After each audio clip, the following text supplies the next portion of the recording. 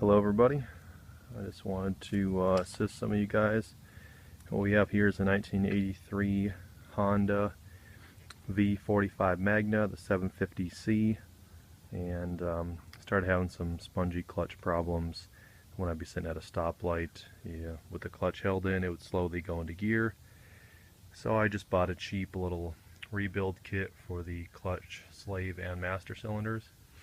Now I know there's some common problems about trying to get these things bled, and I just wanted to share with you what I did that helped out me.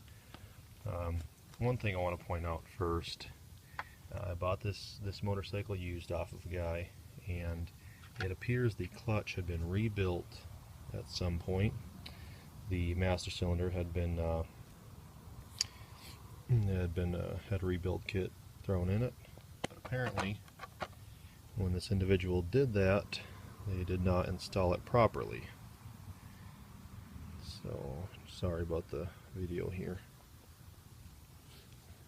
I wanted to show you guys a little something. A lot of you are probably going to be like, well, yeah, this is common sense, but maybe it'll help somebody. So this is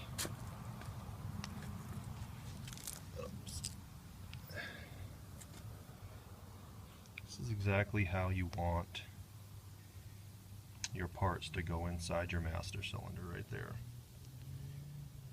Of course, it's again common sense for some people with the rubber grommets the way that they are, to push out that brake fluid there. And I keep dropping this little bit, the rubber boot here. Of course, that would just slip in there just like that. Anyway, once you get it all rebuilt, what I did is I went ahead and bought speed bleeders for the slave cylinder. You can see the old one in there. It's just there's the part number, and you can see that's an 8mm by 1.25 long. It was a little bit longer than the factory one. It was nice because it allowed me to get a hose on there real nice. This really, a couple of simple steps really saved me a lot of headache. So what I did after I rebuilt the slave cylinder, the master cylinder, right up top here at this connection, what you want to do is you essentially want to pre-bleed the master cylinder up here before you even put this cable back on.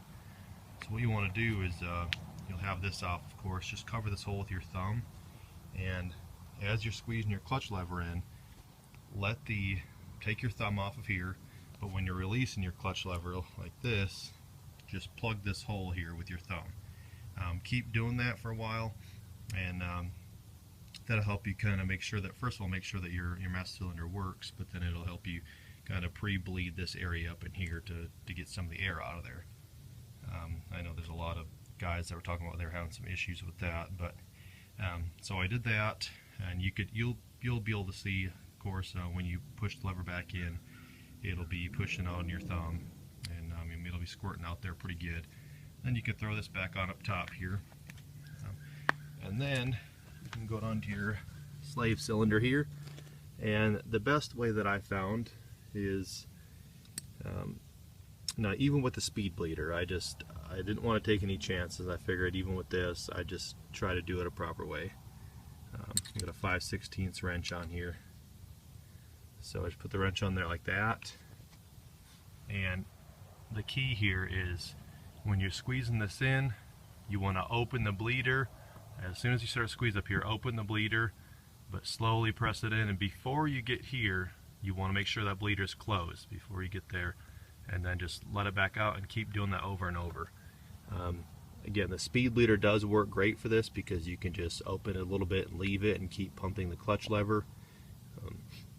But if you don't, if you just have a traditional one, you can just open this as you're pulling the lever in, and before you release the clutch lever, close up that bleeder there, and you'll see the air and stuff coming out of there.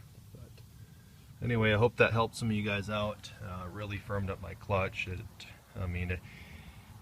Eventually, I did end up pumping this lever a lot just to get all the air out. But I have a solid clutch now. I could sit at a stoplight forever and just hold that clutch in, and it works great. But hope it helps some of you guys out and eliminate a little bit of the headache.